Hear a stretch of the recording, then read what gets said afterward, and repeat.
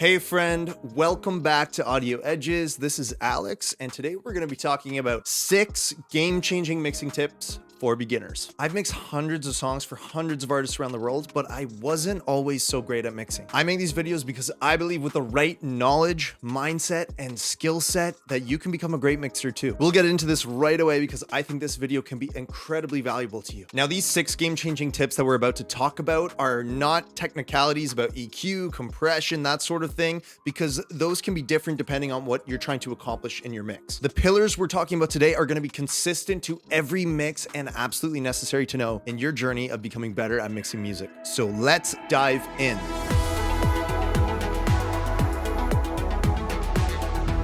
All right, first, I want to talk about starting with a clean mix. And by that, I mean clean recordings, getting a clean sound to begin with. I want to go over this first because I know that this is more of a recording tip than a mixing tip, but it's absolutely necessary for you to get a mix that will turn out well. I want to mention recording vocals as an important example to get us started. Look, guys, wall reflections are the worst. At least put something on your walls or record where you can dampen the sound. This type of mic shield can help to a degree. And the truth is, if you can't deaden the reflections coming to the mic, it's going to be hard to make it sound pro. You have to take measures to try and get dry, clean recordings. Now, here's how this relates to mixing and why I'm calling this an important mixing tip. What happens is when you have bad, hard surface reflections coming into the vocal, when you compress it, it makes it so much worse. It might feel like there's just a little bit of reflection in the mic and it's not that big of a deal, but once you compress it, compressing brings quieter things louder and louder things quieter. So when you compress that, it just brings that out and makes it really difficult to work with. To get that pro sound, you need to be able to compress and squish and manipulate and play around with tracks in a certain way.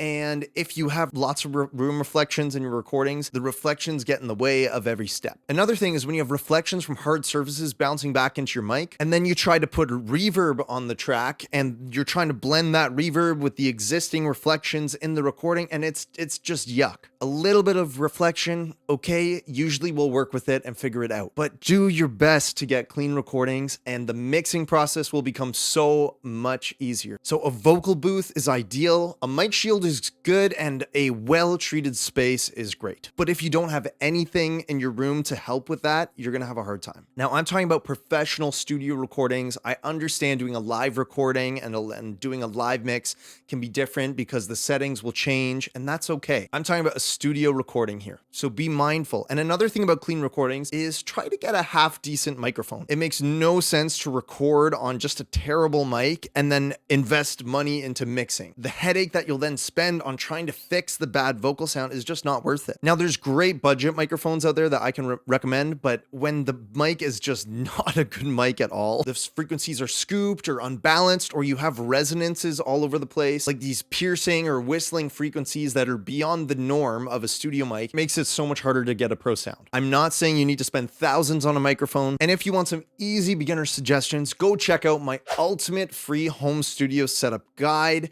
and you'll be able to find some great budget suggestions there. Link in bio, absolutely free. Then there's other things to consider. Don't record too close. The boominess will be hard to control. And don't record too far, because then you're capturing more of the room with your voice and giving space for the mic to let in more reflections. So these things that we generally talked about for vocals are good to consider for a lot of the recordings in your song. Obviously, you need to record instruments in different ways with different mics and different techniques, but the point is you need good sounding recordings to get a great mix. And yes, a mix engineer can do wonders with not so great recordings, but if you can learn to make a not so great recording sound decent, just imagine what you can make a great recording sound like with good mixing. That is where the pro level sits. Clean recordings are so important for a clean mix. Now let's get to our next game-changing point. Be mindful of loudness and clipping while you're mixing your track. Sometimes we can feel like this is a complicated subject, but it really isn't that complicated. It doesn't have to be a scary thing. It's pretty simple. In general, just the golden rule is don't clip your mix. Don't clip, turn things down, keep an eye on your levels all across the board as you work. And really, there's 2 aspects of this. First of all, making sure that your file itself isn't clipping, like not clipping your preamps as you record, because then you got distortion. And the other is making sure your plugins aren't clipping the digital fader. Now, sometimes if you clip an individual track, track and you're not getting hard digital clipping, it can be okay because you're using analog emulations and you're coloring the sound. And you'll see pro mixers do these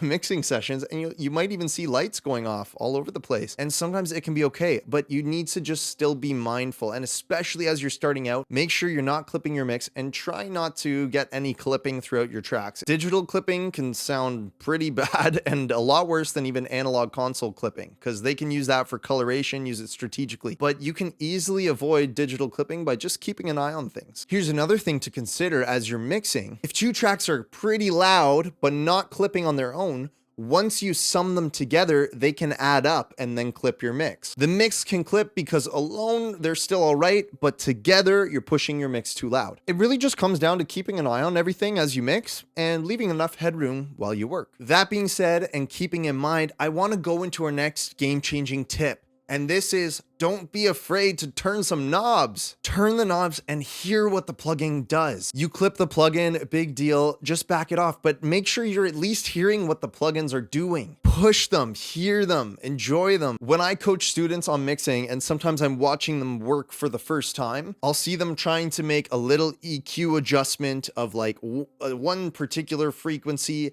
at 0.25 dB, and then they're not really sure if they're hearing anything, but they think they're doing something. It's hard to get results and really learn this way. When you're starting out and still getting to know frequencies, that's like more of a guessing that you're hearing something than actually really hearing something. So I'll tell them, boost it up. Let's hear what you're doing. Let's hear those frequencies. And if we cause problems and distortion in our mix, we can back it off. But at least don't be afraid to be aggressive and get in there and hear what things are doing. So if you're doing a high shelf on a vocal, give it some gain and really hear it brightening. If you're starting to do some compression on something, really push that input and hear the compressor hitting the threshold. Hear the energy, feel it. That's a great way to work as a mixer, because you hear what the plugin is doing, you hear those settings really digging into the track, and then you can pull back and lean into it a little bit, or lean into it as much as you need to. But if you're barely pushing plugins at all and you're a beginner starting out in mixing, you're playing a lot of a guessing game there. So don't be afraid to turn some knobs and hear what things are doing. You can back it off, but the best way to learn is by doing and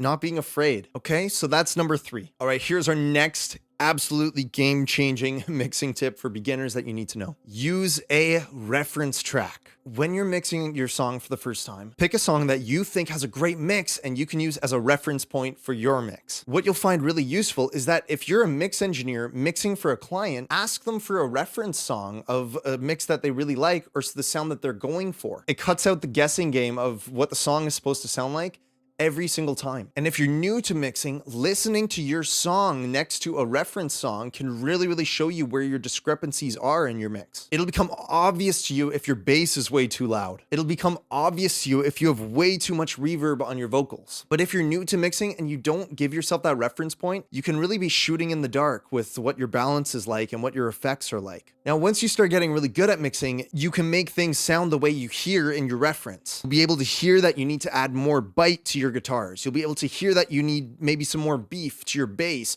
more presence to the vocals. And if those words like bite and presence, if you want to learn a little bit more about what those terms mean, go download my free ultimate mixing tips and hacks guide. The link is in the description. It is absolutely free and you will be able to see results right away. And I'm glad you're here because this is what happens when you start getting to know your tools well. You can hear a reference track and know exactly what to do to get your song to sound like that. That's an important point if you're starting out. Use a reference track to listen and reference from. So with that, I would like to move on to our next game-changing mixing tip for you. Take breaks. Your ears need breaks. In the past, I've learned this the hard way. When I started learning mixing, my space wasn't really optimized much. I mixed for way too long, and my ears were shot by the end. Opening up my mix the next day, I was like, what am I even hearing? You've probably heard the term, I need to listen later with fresh ears. I need to listen tomorrow with fresh ears. Those fresh ears is what we're talking about. By taking frequent breaks, you can keep your ears fresher for longer. If you've been mixing way too long, your ears will become biased. What you're hearing isn't really what it sounds like anymore. That's why you need to take breaks. I find for me, I wouldn't mix longer than an hour or two without fitting in a quick break. Everyone is different, so recognize at what point it happens to you, and next time before it happens to you, go into silence and take a break. This is gonna help you a ton. Come back to the mix later with fresh ears. Now let's get to our next tip.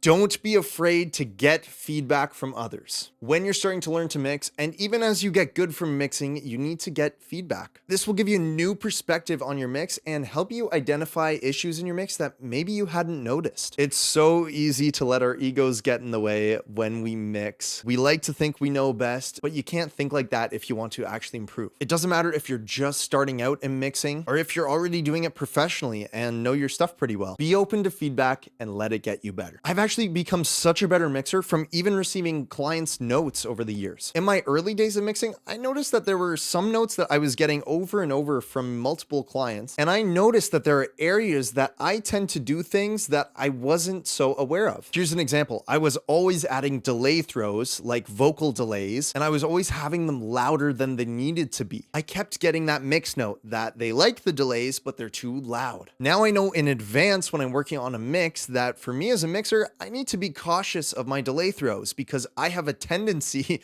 to have them a little louder than maybe they need to be. And so now I consider that in every single mix and I can fix it from the beginning. Being open to feedback from others will help you improve so much quicker. Now, I think at the beginning of this video, I said 6 game-changing mixing tips, but I want to give you a bonus tip here, and this one is really important. Set up your listening environment for success. Look, not everyone is going to be able to mix in a pro studio off the bat. And I guess most of you are mixing in a home studio setup. No problem. And that's actually a big part of why I have this channel, because I want to show you that that is possible. But it's possible because you can optimize your space. Now, my space here is not 100% perfect from the get-go, and yours won't be either. And I'm actually working on a new studio space that will naturally try to be pretty close, but that's something for another video. The truth is, I still need to be sure that whichever space I'm listening in, I need to have it optimized for listening. You need to get around the biases of your room. So how do I do this? I have different tools to make sure my mixes translate. I check on 3 sets of speakers, but I also use tools like Slate VSX, which is a studio monitoring software for headphones to run modeling checks on each mix and double check. I also use SonarWorks Sound ID reference to optimize my setup and make sure I'm hearing things as accurately as possible. And the other truth is that if you don't have any acoustic treatment in your room, your sound will be all over the place, what you're hearing will be biased, and your mix will sound totally different in a new space. So set up your listening environment for success. Consider acoustic baffles for your walls, consider using software to optimize your room, and you can also reference on studio modeling headphones like Slate VSX. Then you're making sure you can reference things accurately throughout the process. There you have it, my friend, 7 game-changing tips to mixing success. And I want to end with a word of encouragement for you. Mixing isn't that hard. Believe in yourself, keep practicing, keep showing up, and I will be here on this channel ready to help you become the mixer that you are meant to be, my friend. I believe in you because I've been there and now I'm on the other side. And I can tell you, it's pretty sweet to be able to mix a song. My mixes didn't always sound great. They sounded absolutely terrible at the beginning. And now they sound quite good, to the point where I've mixed and mastered hundreds of songs for artists all around the world, and I get to do it as my career. It wasn't that long ago that I was in your shoes. And if you stick around and don't forget to subscribe to the channel, I want to show you how you can get there too. Stay on this journey with me by downloading my ultimate mixing tips and hacks guide completely for free. The link is in the description now. I'm grateful to get some amazing feedback on it from producers who are getting results right away. And I don't want you to miss out on this while I still have this as a free resource. So check that out. Thank you so much, my friend, for spending some of your precious time here with me today. I'm so grateful to have you here, and I will see you in the next video.